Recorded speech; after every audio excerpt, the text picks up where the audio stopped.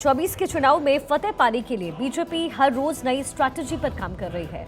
आने वाले चुनाव में किसका वोट अहम होगा, किसके वोट के सहारे 400 का आंकड़ा पार किया जाए और कौन मोदी को हैट्रिक लगवाएगा, इन तमाम सवालों के जवाब के लिए भारतीय जनता पार्टी नए टास्क के साथ चुनावी मैदान में उतर रही है। इस बार बीजेपी ने युवा वोटर्स को अपनी ओर खींचने के लिए नई रणनीति तैयार की। बीजेपी 13 जनवरी यानी कल से ही नव मतदाता सम्मेलन शुरू करने जा रही है। बीजेपी अध्यक्ष जेपी नड्डा कल सुबह 11 बजे इस कैंपेन की शुरुआत करेंगे। बीजेपी मुख्यालय में कल 200 से ज्यादा फर्स्ट टाइम वोटर्स के साथ बीजेपी अध्यक्ष जेपी नड्डा संवाद करेंगे। बीजेपी देश भर में 5000 से ज्यादा नव मतदाता सम्मेलन आयोजित करेगी। 24 जनवरी को 50 लाख फर्स्ट टाइम वोटर्स के साथ प्रधानमंत्री मोदी खुद जुड़ेंगे और उनसे संवाद करेंगे। बीजेपी युवा मोर्चा हर विधानसभा क्षेत्र में मतदाता सम्मेलन आयोजित करने वाली है। इस कैंपेन का मकसद 1 करोड़ नए मतदाताओं तक पहुंचना है और इस कैंपेन के जरिए सरकार की लाभकारी योजनाओं की जानकारी युवाओं तक पहुंचाई जाएगी। राष्ट्रीय महासचिव विनोद तावड़े नव मतदाता अभियान के प्रभारी हैं। लोकसभा चुनाव में युवाओं की अहम भूमिका होती है। युवाओं की भूमिका खासकर पहली बार बने मतदाताओं को लेकर के बीजेपी ने प्लान बनाया है और इस प्लान की जिम्मेदारी युवा मोर्चा को दी गई है। बीजेपी युवा मोर्चा टीम का नेतृत्व बीजेपी युवा मोर्चा के अध्यक्ष तेजस्वी सूर्या कर रहे हैं। बीजेपी यूथ विंग की ओर से घर घर संपर्क अभियान भी चलाएगा और नए मतदाताओं को पार्टी से जोड़ने के लिए सभी विधानसभा क्षेत्रों में 21 जनवरी को रैली होगी। जनवरी के अंत तक स्कूल और कॉलेज में नए मतदाता पंजीकरण शिविर भी आयोजित किए जाएंगे। बीजेपी लोकसभा चुनाव से पहले युवा वर्ग पर नजर बनाए हुए है और इसलिए 18 से 23 साल के नए मतदाताओं को पार्टी से जोड़ने का काम किया जा रहा है। एक रिपोर्ट के मुताबिक भारत की जनसंख्या का 27.2% 15 से 29 वर्ष की आयु के लोग हैं। हमारे देश में युवाओं की जो आबादी है वो है 37.14 करोड़, यानी कि 37 करोड़ 14 लाख जो युवा है वो हमारे भारत में इस वक्त मौजूद है। देखिए, कहते हैं कि दिल्ली का जो रास्ता है वो उत्तर प्रदेश से होकर के गुजरता है। ऐसे में बीजेपी ने उत्तर प्रदेश की सभी 80 लोकसभा सीटें जीतने के लिए पूरा जोर लगाया है। 2019 में बीजेपी ने 62 सीटें जीती, लेकिन इस बार पार्टी क्लीन स्वीप के इरादे से उतरेगी। राम मंदिर की 22 जनवरी को होने वाली प्राण प्रतिष्ठा से पहले बीजेपी के दिग्गज नेताओं के साथ मुख्यमंत्री योगी आदित्यनाथ ने बैठक की और आगामी लोकसभा चुनाव के मद्देनजर पार्टी के लिए एक नई रणनीति तैयार की गई। सूत्रों के मुताबिक 80 सीटों पर जीत के लिए बीजेपी ने क्लस्टर प्लान तैयार किया है। 80 सीटों के लिए 20 क्लस्टर बनाए जाएंगे और एक क्लस्टर में 4 लोकसभा सीट रहेगी और हर क्लस्टर की जिम्मेदारी वरिष्ठ मंत्री, सांसद या विधायक को दी जाएगी। प्रत्येक क्लस्टर को आधार बना करके बूथ स्तर तक का नेटवर्क मजबूत भी किया जाएगा। बीजेपी ने उत्तर प्रदेश की 80 सीटों को लेकर के पूरा रोड मैप एक तैयार किया है, जो जल्द ही जमीनी स्तर पर उतरता हुआ दिखने वाला है। क्लस्टर के अलावा बीजेपी गांव में रहने वाले लोगों से संपर्क स्थापित करने के लिए गांव चलो अभियान चलाएगी और इसके तहत पार्टी के कार्यकर्ता गांव का दौरा करेंगे। सांसद, मंत्री और विधायक गांव में डेरा जमाएंगे। 1 फरवरी से गांव में मंत्री और विधायक भ्रमण करेंगे और वहां चौपाल लगाएंगे। इसके साथ ही लाभार्थी संपर्क अभियान का आयोजन होगा, जिसमें मोदी सरकार की योजनाओं के लाभार्थियों तक बीजेपी कार्यकर्ता पहुंचेंगे और उन्हें प्रधानमंत्री मोदी द्वारा उठाए गए ऐतिहासिक कदमों के बारे में इंफॉर्मेशन देंगे। तो ये जो है पूरी प्लानिंग है इस वक्त बीजेपी की। उत्तर प्रदेश के साथ ही राजस्थान में भी बीजेपी सभी 25 लोकसभा सीटों पर क्लीन स्वीप का प्लान बना रही है। ऐसे में मंथन चल रहा है और मंत्रियों, विधायकों को टारगेट दिए जाने की तैयारी इस वक्त शुरू हो गई है। आज राजस्थान में बीजेपी के बड़े नेताओं की अहम बैठक हुई। दिल्ली, जयपुर पर हाईवे स्थित राजस्थली में ये बैठक हुई है, जिसमें सीएम भजनलाल शर्मा, प्रभारी अरुण सिंह, बीजेपी प्रदेश अध्यक्ष सीपी जोशी, केंद्रीय मंत्री गजेंद्र सिंह शेखावत, अर्जुन राम मेघवाल, केंद्रीय मंत्री कैलाश चौधरी समेत 40 नेता शामिल हुए। राजस्थान में लोकसभा की जो कुल सीटें हैं वो हैं 25। बीजेपी ने 2014 में क्लीन स्वीप राजस्थान में हासिल किया। 2019 में 25 में से 24 सीटें वो जीती, लेकिन बीजेपी के लिए बड़ी चुनौती है दोबारा बेहतरीन प्रदर्शन करने की।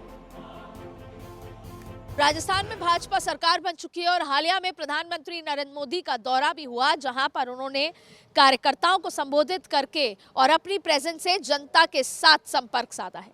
लेकिन आज दिल्ली जयपुर हाईवे पर राजस्थली एक रिजॉर्ट में तमाम भाजपा के दिग्गज नेता, मंत्री, सांसदों की बैठक हुई और उस बैठक का सीधा सीधा उद्देश्य था लोकसभा चुनाव के 25 सीटों का, यानी 24 में 25 का रण। और ऐसे में आज की बैठक का उसी भाग में एक मुख्य उद्देश्य था राम मंदिर निर्माण के बाद राम ज्योति यात्रा को राजस्थान के हर एक घर तक पहुंचाना। सांसदों की, केंद्रीय मंत्रियों की ये जिम्मेदारी है कि वो अपने इलाकों के जनता को, कार्यकर्ताओं को राम मंदिर दर्शन के लिए लेकर जाएं 22 तारीख के बाद, यानी 22 जनवरी के बाद देश भर से अलग अलग कार्यकर्ता, जनता राम मंदिर के दर्शन कराएंगे और वो जिम्मेदारी है भारतीय जनता पार्टी के कार्यकर्ताओं की, नेताओं की, सांसदों की, मंत्रियों की।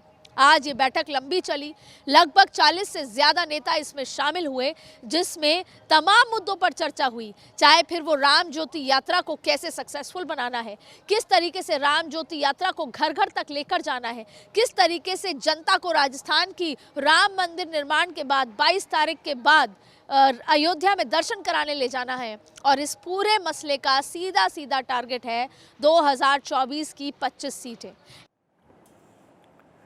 देखिए, एक तरफ बीजेपी सीटों पर उम्मीदवारों के नाम तय करने में जुटी है, तो वहीं दूसरी ओर इंडिया गठबंधन अब तक सीटों का बंटवारा भी नहीं कर पाई। बैठक पर बैठकें हो रही है, लेकिन कोई फुल प्रूफ प्लान अब तक सामने नहीं आया। उत्तर प्रदेश में सीट शेयरिंग को लेकर के बातचीत हो रही है। समाजवादी पार्टी और कांग्रेस ज्यादा से ज्यादा सीट पर चुनाव लड़ना चाह रही है। इसी बीच खबर है कि उत्तर प्रदेश में समाजवादी पार्टी 80 में से 50 से 52 सीटों पर चुनाव लड़ सकती है, वहीं कांग्रेस को 18 से 20 सीट मिल सकती है। इसके अलावा इंडिया गठबंधन के दूसरे सहयोगी जयंत चौधरी की पार्टी राष्ट्रीय लोकदल 5 सीट पर अपने उम्मीदवार उतार सकती है। इंडिया गठबंधन ओम प्रकाश राजभर के लिए 2 से 3 सीट छोड़ने पर विचार कर रहा है और अभी ओम प्रकाश राजभर बीजेपी के साथ है, लेकिन इंडी गठबंधन को उम्मीद है कि ओपी राजभर उनके साथ आ सकते हैं। उत्तर प्रदेश में कांग्रेस पहले 40 सीटों की मांग कर रही थी, लेकिन अखिलेश यादव इसके लिए तैयार नहीं थे। उधर बसपा सुप्रीमो मायावती किस ओर जाएंगी, इसको लेकर के संशय अभी भी बना हुआ है। सूत्रों के मुताबिक समाजवादी पार्टी अध्यक्ष अखिलेश यादव भी बीएसपी को इंडी गठबंधन में लाने की पूरी कोशिश कर रहे हैं और इसके लिए प्लान भी उन्होंने तैयार कर लिया है। अगर बीएसपी गठबंधन में शामिल होती है तो सूत्रों के मुताबिक सपा 35 सीटों पर चुनाव लड़ सकती है और बीएसपी को 25 से 30 सीटें देने को राजी हो सकती है। वहीं कांग्रेस 10 और आरएलडी को 5 सीटों पर लड़ने के लिए कहा जा सकता है। सपा ने यह आंकड़ा विधानसभा चुनाव के नतीजों को देखते हुए लिया है। हालांकि मायावती 2019 के चुनाव के आधार पर ज्यादा सीटों की मांग कर सकती है, क्योंकि अब बीएसपी ने समाजवादी पार्टी से 2 गुनी सीटें पाई थी। लेकिन सबसे बड़ा सवाल यही है कि मायावती आखिर करेंगी क्या, वो लेफ्ट जाएंगी या राइट, इस पर अभी भी कुछ भी फिक्स नहीं है, कुछ कहा नहीं जा सकता। वहीं आज जो बैठक एसपी और कांग्रेस के बीच सीट शेयरिंग को लेकर के होनी थी, वो भी टल गई। अब इससे पहले भी एक बार बैठक टल चुकी है। अब बैठक 15 जनवरी के बाद होने की संभावनाएं इस वक्त जाहिर की जा रही है। बहुत संतोषजनक ढंग से एक दूसरे को संतुष्ट करते हुए फार्मूले के आधार पर कौन कहाँ बेहतर जीत सकता है, हम उस फार्मूले पर बहुत ही आत्मीय वातावरण में आगे बढ़ रहे हैं।